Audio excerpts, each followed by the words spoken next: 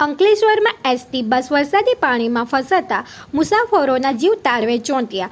ભરૂચ જિલ્લાના અંકલેશ્વરમાં ખાબરેલા મુસળધાર વરસાદના કારણે નીચાણવાળા વિસ્તારોમાં પાણી ભરાયા હતા। જો કે મેઘમહેરના પગલે જાહેર માર્ગ પર ઠેર ઠેર ટ્રાફિક જામ સર્જાયો હતો। ચક્કાજામથી મુક્ત થઈને સર્વિસ રોડ પરથી પસાર થતી એસટી બસ પાણીમાં ફસાઈ હતી, જેના કારણે મુસાફરોના જીવ અદ્ધર થઈ ગયા હતા।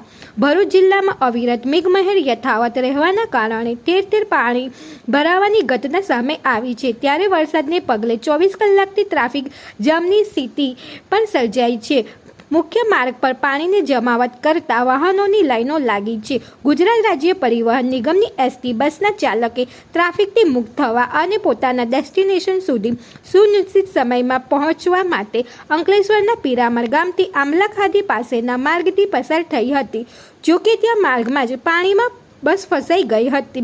વરસાદી પાણીમાં બસ ફસાવાના કારણે મુસાફરોમાં પોતાની સુરક્ષાને લઈને ચિંતાનું મોજું ફરી વળ્યું હતું।